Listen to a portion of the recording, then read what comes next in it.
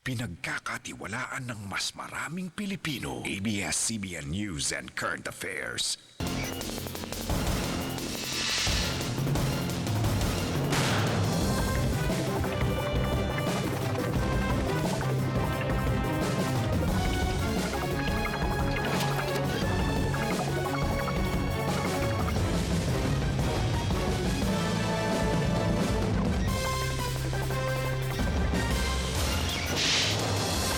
Davao, Mindanao, Pilipinas, ug tibuok kalibutan.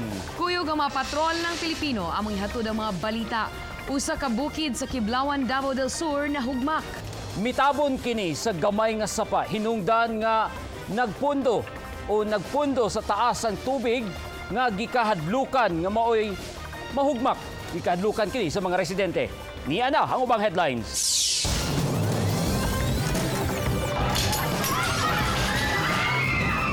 Demolition Team gisugat sa mga nanglupad nga botelya ug bato diha sa San Juan Barangay Sentro, Agdao, Davao City. Sagingan sa Sumipro sa Laak, gisulong sa mga rebuilding NPA ug gidauban ang packing house. Mga nursing graduates sa Mindanao Medical Foundation College mireklamo kay gipugnan sa ilang eskwelahan ang ilang SO. Dalan sa lupon nga naguba sa baha, gipangayok-ayuhon ug dole peso ug ABS-CBN nag-usag pwersa para makahatag og daghang trabaho. Gikan sa ABS-CBN Davao News Center. Kini ang TV Patrol Southern Mindanao. Maayong hapon kapamilya, nahugno ang usa ka bahin sa bukid sa Barangay Ihan sa Kiblawan, Davao del Sur. Nabarahan niini ang saba o suba. Busa mitabon o natigom ang tubig sa taas nga mao karon ang gikahadlukang moresulta sa pagbaha sa lapok. Nagapatrol, Vina Araneta. Pinaagi sa pagsubay sa sapa nga kapin kilometrong baktason gikan sa sitio Corbada sa Barangay Ihan, Kiblawan, Davao del Sur. Maabot ang nahugmak nga bahin sa bukid. Sumala sa mga residente, nahugno ang bahin sa bukid dihang nahitabo ang kusog nga pag-ulan niadtong Sabado. Swerteng mga lubilang ang natabunan ato sa landslide. Ito lawom kay dito ang natimpag dito. Humkan siguro ang ilalom, mo na landslide siya. Almost 2 hectares pero sa akong nakita sa area karon nga atong yari murag lampas pa man siguro ni nga 2 hectares, ma'am. Nagpasalamat ang mga residente nga walay nagpuyo dul sa nahitabuan sa landslide kay siguradong matabunan gyud. Wala sab natalang nasamdan ato sa insidente. Pero ang gikahadlukan kaayo sa mga residente, sama ni Dionisio Ligaray, mawang pagtaas sa tubig sa duol sa landslide area, kay natabunan ang sapa. Busa, naporma na kini og lake sa ibabaw. Kini ang gikahadlukang mo resulta sa pagbaha sa lapok ngadto sa ubos nga bahin. Kay ang mga balak ang og mabungkat ni siya, maimpektuhan man gud ang ubos. Kung ito pong natumamton duha ka puste sa kuryente mo to ang gitason sa agilawmon sa kuan ma'am sa tubig. O mubuhagay gid ang tubig og ayuta. Kurat kayo ba sa kuan kanang panghitabo sa ubos ug simakog na mga damage sa mga hayupan o mga tao, mga balay ba. Panawagan sa mga residente, aksyon na nakini sa gobyerno para dili mabutang sa peligro ang mga namuyo sa ubos nga bahin. Vina Araneta, Patrol ng Pilipino.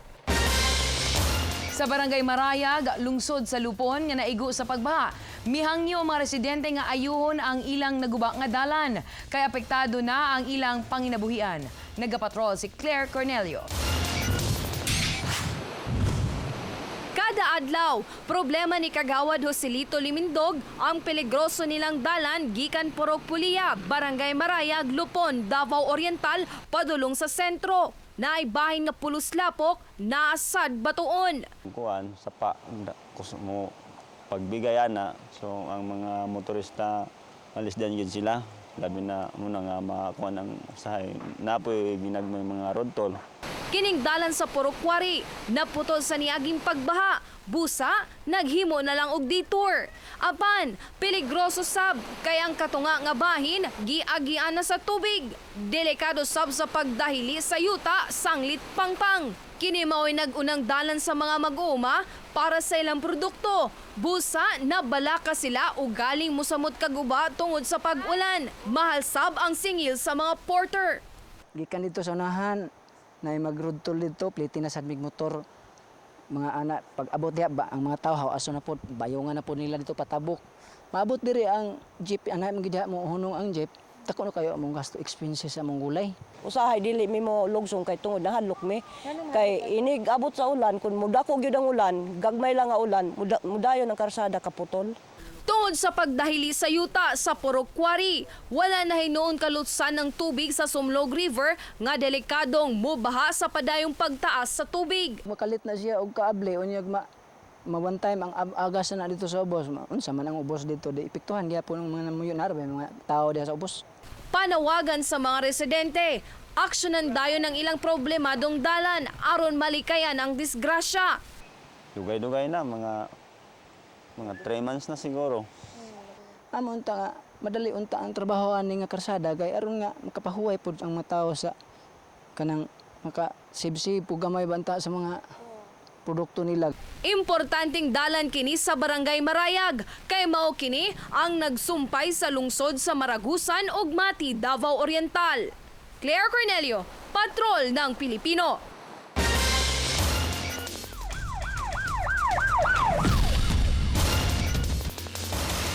Kapamilya mag-amping gyud sa pag-drive kay 5 na sab ang nasamdan sa managlahing disgrasya sa motor ug tricycle. Nagapatrol, Diana Huaban.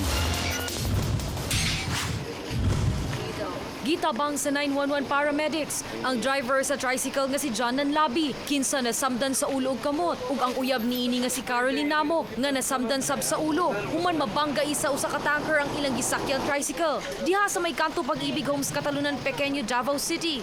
Kanang motora na sidecar, nagsignal na dana dito pa ang tanker ting kusugag dagan wala gyud siya naka-brake. Iyag yung ibanggaan. 40 ra ang dagan kay kadlawon gud. Di man sa maklaro kay daghang mga sugat nako nya nang patunga man siya sa dalan. Samtang sa MacArthur Highway crossing Ulas, Davao City, nasamdan sa tilang driver sa motor nga si Ernesto Bustamante. Nabalian sab sa walang tilang angkas nga si Abito Romano ug napangos sa tilang laing angkas nga si Henry Abiliana. Human nabangga sa kasugat nga taxi pasado alas 11 kagabi. Sa investigasyon sa Tolomo Police, ulos na kainom ang tulunga sakay sa motor. Allegedly ang kaning motorcycle nag-beat down ni siya sa red light. Mao ni sugat siya diri sa taxi nga paingon og turil. Smelling record daw mga drivers. Na birthday, nakainom. Gidala na sa Southern Philippines Medical Center ang mga samaray. Diana Huaban, Patrol ng Pilipino. Gidakop sa mga pulis ang usa ka lalaki kaganihang alaunas kadlawon tungod sa pagpangawat og mga dilata, tsinelas, jersey shorts ug uban pa nga gibala ang di moubos sa 2,000 pesos ang kantidad. Ang suspect nga si Noki Abon alias Ben, 24 anyos, nasayrang giransak niini ang stall 25 sa variety section sa Agdao Public Market. Gitakdang kasuhan sa pagpangawat ang dinakpan. Trabaho unta ko pero wala ko trabaho na suldan. Lugit. Gibruk dok nang kada to. Dunggag yun na nito ang kuan akong mga baligya. Gidakop sa mga pulis, sakop sa Santa Ana Police Station, ang 50 anyos nga si Hussein Diao ug 29 anyos nga si Junior Aladin. Human nakuhaan sulod sa balay ang mga shabu paraphernalia nga 48 ka plastic nga gituo ang sudlanan sa shabu diha sa Barangay 21-C Piapi, Davao City pasado alas 10 kagabi. Mirespondi lang unta ang mga pulis dihang nagpakitabang si Aladin nga gidunggab sa nagmaoy nga si Diao. Pero pagsulod sa mga pulis, wala sila'y naabtan sa maran. Pero nadiskitahan ang mga sudlanan sa shabu nga gituo ang naapay shabu residue. Kasuhan sa paglapas sa Section 12 RA 9165 kung Comprehensive Dangerous Drugs Act ang mga dinakpan. Nangayam ni sa asistansa sa Jacinto Police Outpost nga gidunggab kuno siya. So ang nagdunggab tuwa kuno sa iyang balay. So among gisulod ang iyang balay. Unya sa sulod siyang kwarto mo na ako nakitaan. Kaning daghan nga empty na ning mga sachet. Nag-donate og mga relief goods ang mga estudyante sa Daniel R. Aguinaldo High School para sa mga biktima sa kalamidad. Pinaagi sa ABS-CBN sa Gip Kapamilya. Lakip sa mga gipang donate ang tulo og tunga sa kasakong bugas, 7 ka mga karton sa mga noodles, 6 ka mga karton sa sardinas, 4 ka mga karton sa biskwit, 1 ka karton sa mga kape ug uban pa. Natigom kinigikan sa pag-amot-amot sa mga estudyante sulod sa 1 ka semana dungan sa pagsaulog sa ilang United Nations Day. Sa tubag ni sa mga bata sa mahagit sa atong panahon karon, labi na katong mga nabahaan. Mga ta sa donation sa mga tao nga nihela sa mong nabang kay napagataw biscuit o kanang bisa gamay lang nga bagay pero dako na sila ha.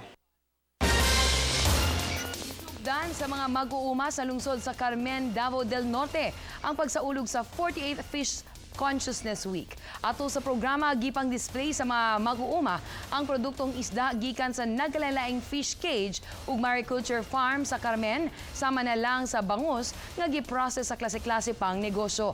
Gipakita usab dinhi ang talagsaon nga tilapia sa dagat nga gilang tilapia sa line nga tag 120 pesos ang kilo. Panawagan sa mga mag-uuma nga dili abusuhon ang dagat aron nga daghan pang isda. Ang saline tilapia, sir, is isa na siya kaklase sa isda wherein dito siya nagdako sa dagat. At ani, sa pagbalik sa TV Patrol Southern Mindanao. Usa ka suspetsadong kidnapper patay sa engkwentro sa mga pulis. Ug demolition team gisugat og bato hasta botelya.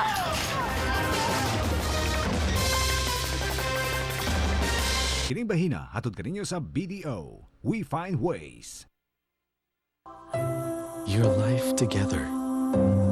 Your retirement. We at BDO can help you reach your goals through savings and investments. Because together, we find ways. Dili na kinahanglan dubli-dublihon pa iyang gisuot aron magprotektahan siya sa sakit. Ang PedZinc Plus C adunay gisagol nga zinc ug vitamin C nga maoy nagatabang sa pagpalig-on sa immune system. PedZinc Plus C dili ra protektado, protektado. Yung Surf 5-in-1. May 5-in-1 na galing. Pwede pang manalo ng cash sa 5-in-1 Pamaskong Surpresa. Hanapin lang ang chip sa loob ng bawat pack. Malay mo, isa ka sa 5 winners ng 100,000 pesos. Mag-new Surf 5-in-1 na! Anumang panahon, napapadalas ang stress dahil sa pagod at puyat. Kaya naman, it's important to think of ways to stay cool and comfortable. Pero dapat pasok sa budget, like using an energy-efficient aircon to relax and unwind. Beat the heat with GE Window Aircon. It's up to 13% more energy efficient because of its power save mode and no drip system. Feel cool with GE. Imagination at work. Kining bahina hatod kaninyo sa GE Appliances. Kapamilya, mas winner ka! Kung sa kapamilya raon, mawin ka! Mudagan ko! Mudagan sab ko! Sa kapamilyaran, hinaot kuyugan mi ninyo! FOR, mga OK Runners! Ang tunay na kapamilya! Mudagan sa kapamilyaran! Istoryahin! Register now for the first Kapamilya Run Daba for the benefit of the Pangi River Rehabilitation Program and Bantay Bata 163. Makig-celebrate na sa Kapamilya Mas Winner Ka Anniversary Mall Show. Karong Sabado sa hapon sa Gaisano Mall of Davao. Kita-kits mga kapamilya. Kaya ang inyong Kapamilya Mas Winner Ka. Mga kaigsuunan ko, ako nagatuong nga dakong tabang ang ginagmay natong kontribusyon alang sa kaayuhan sa ato ang syudad. Usa, giauhag ko kamong tanan nga makighiusa sa pagsuporta sa First Kapamilya Run Davao. Atraksyon sa Bukidnon, ang atong sadya nga destinasyon. Unsa pa ang inyong pangitaon? Maunang sakay na sa biyaheng Bukidnon sa MacTV na. Sadya ta! The best ang festival pag makulay, pag may native dancers, pag may nagkagandahang clothes, pag may kakaibang mga costume, tapos sasamahan pa ng Coco Martin. Yan ang festival! Buglasan Festival 2011. October 22, 2011, 7 p.m. at the Siblacan Negros Village Auditorium.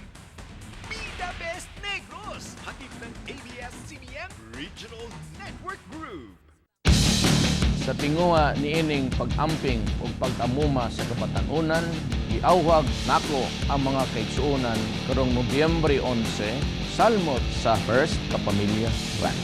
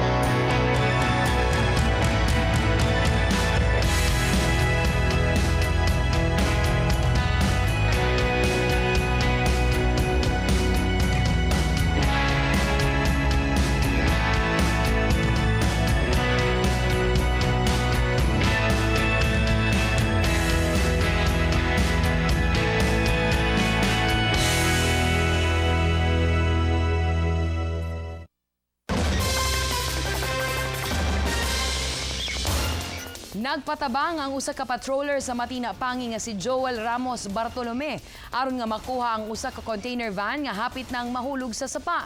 Ang container van unang nakuha og picture ni Bartolome human sa dakong pagbaha niadtong July 29 sa kadlawon. Busa gikuyawan siya nga mahimong hinungdan kini sa disgrasya ugaling magbaha pag-usab kay kung mahulog kini sa suba mabara niini ang tubig. Sumala ni Kapitan Ben Badon sa Barangay Matina Pangi, ilan ang gipasidan-an ang Orange Grove Subdivision Management nga kuhaon kini aron nga malikayan ang disgrasya.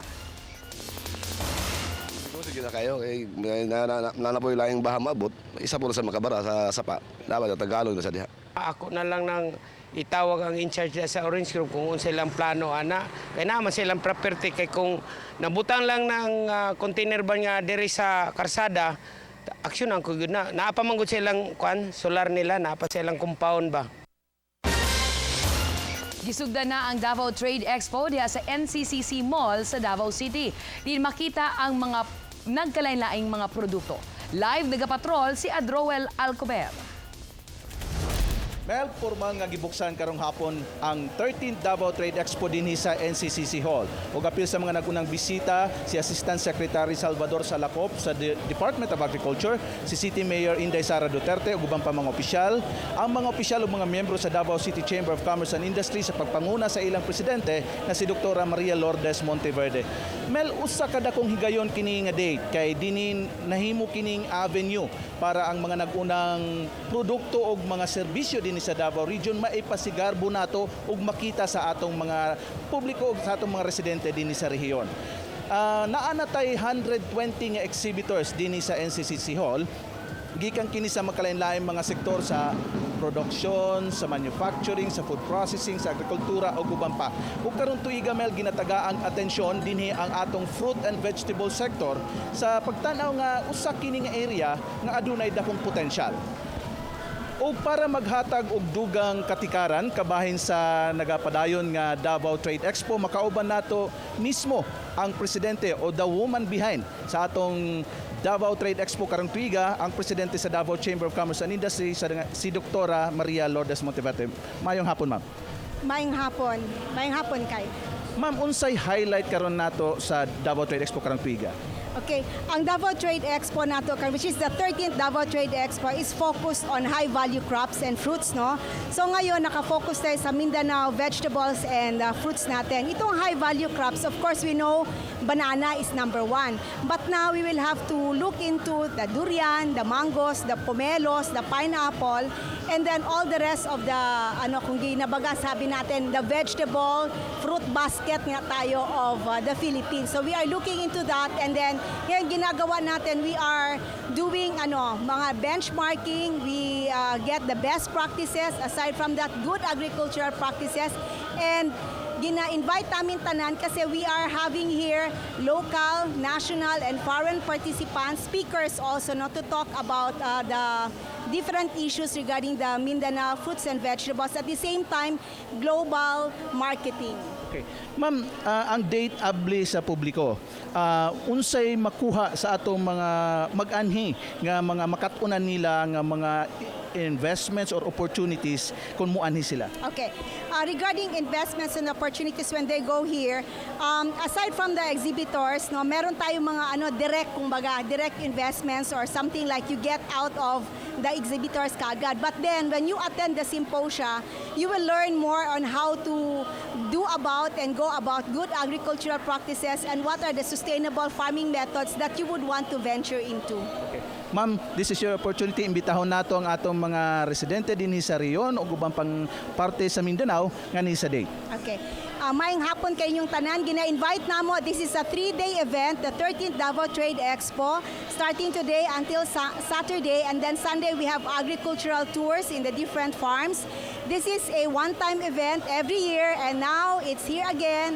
We invite you to come over to learn more about what are high-value crops. Daghang salamat. Ang presidente sa Davao City Chamber of Commerce and Industry, Dr. Maria Lourdes Monteverde. Mel, timing kaayo kining pag-open sa ato date kay durante sa message ni Assistant Secretary sa Lakop kanina, iyang gipahibalo isip pagrekognisa sa Mindanao nga usa ka food basket. Ang alokasyon o budget sa Mindanao sa Department of Agriculture from 18% patas ang kini ngadto sa 40%. Mel? Daghang salamat, Adroel Alcober. Musunod, sa pagbalik sa TV Patrol Southern Mindanao. Mga residente sa Agdao nga punteriya sa demolisyon nanukol mga botelya ug bato ng lupad. Ug eskwelahan gireklamo sa ilang mga nursing graduate kay gipugnan ang ilang mga records. Bahina hatod kaninyo sa New Improved Wings. Walang amoy kahit sa loob isampay. Ayoko na mabaho! Mag-Wings Powder Detergent ka para tanggal ang dumi at mabahong amoy kahit sa loob isampay. Yan ang tunay na malinis. Ayoko na magsampay sa labas! Baka umitim ako, no? Wings! Walang amoy kahit sa loob isampay. Nagsigig ulan, daghang stagnant water. Suddenly, lukop ng sakit. Suddenly, outbreak. Igo pa ba ang iyang proteksyon? Pagsilin adlaw-adlaw. Most prescribed by doctors, batok sa grabing suddenly. Silin, protektodo, bisag unsang panahon. Anumang panahon, ang mga Pinoy mahilig sa malamig na refreshments. Gaya ng ice candy, halo-halo, at ice cream.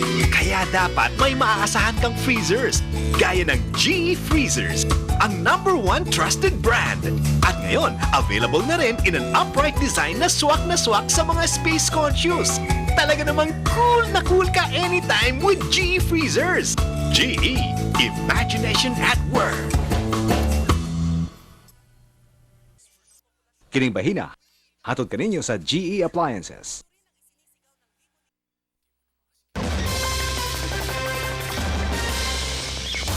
Nagkagubot dihang bungkago na unta sa demolition team ang 35 ka mga balay sa San Juan, Barangay Sentro, Davao City.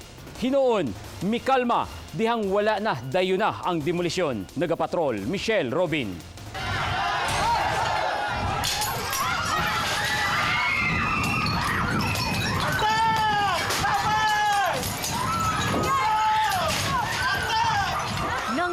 ang mga bato ug mga botelya gikan sa mga residente sa 35 kabalay sa North San Juan, Barangay Sentro, Davao City. Dihang miabante ang demolition team pagbungkag sa ilang balay kaganinang buntag. Mibalusab ang demolition team. Sa kahadlok, ang ubang residente na nago sa ilang balay. Ug naay nang hilak. Ang ubang pulis nagpadaplinsab.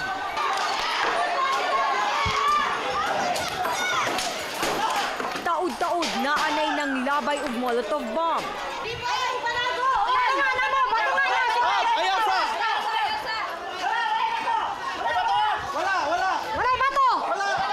Dini na nga Nangahas na si Senior Inspector Ronald Lau, ang hepe sa Santa Ana Police ug nagpatunga aron maundang ang riot.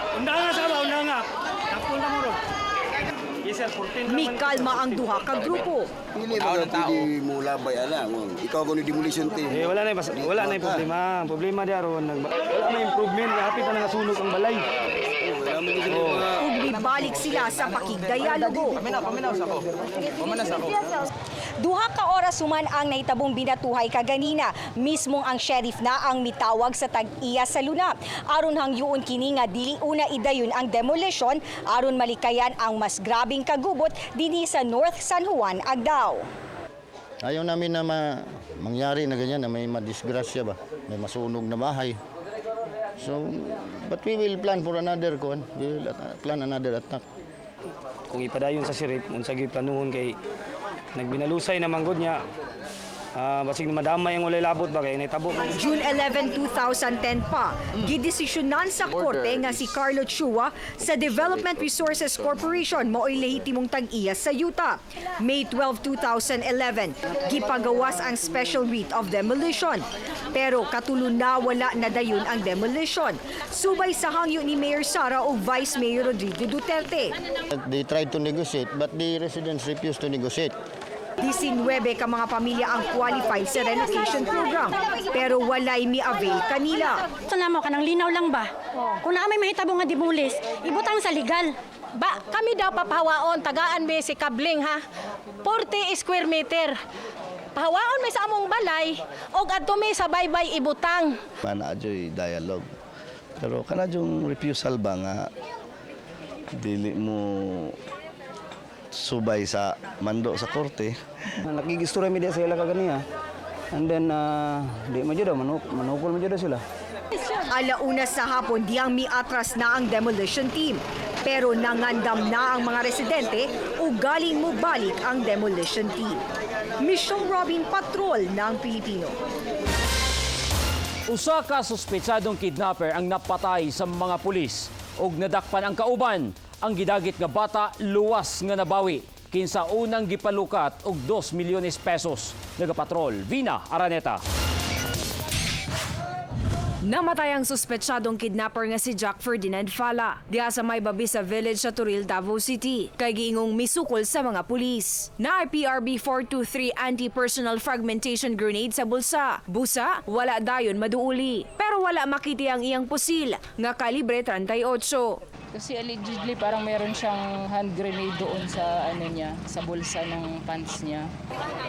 Yung EOD para i-clear mo na bago balikan namin yung body search. Depende sa placement sa sir sa atong granada. Na-confine siya kayo, pwedeng kusog-kusog. Pero ang radius nato is ginahatag nato nga si radius is 150 meters. Na sila diri kanina tong Arto IDMB ug Rio. Alleged at pursot nila ni from Davao del Sur. Si Fala gigukod sa mga pulis gikan Cebulan, Santa Cruz. Pero nadakpan ang kaubang si Joel Muda. Sumali ni Davao City Police Director Senior Superintendent Rene Aspera. Gidagit ang usa ka 6 anyos nga bata gikan sa Matina Central Pilot Elementary School nitong Lunes sa hapon. Kaila ang bata sa mga sospek. Kay si Joel gipatrabaho pa o gipa-eskwela kini samahan sa bata. Samtang ang napatay nga si Fala kauban sab sa simbahan. Kasi close na yung bata sa kanila. Kinuha itong bata nung Monday. So dahil ang bata kilala yung mag-abduct, walang komosyon. 2 milyon ang unang gipangayong ransom, pero mikaryo ang ginikanan sa 180,000 pesos. So nung inabot na ni Richard yung ransom money, doon na nagkaroon ng habulan. Since motor yung ginamit, lubak-lubak, nahawakan yung isa. Nakuha ng tropa natin dahil inabangan. Sa Sinawilan, Digos City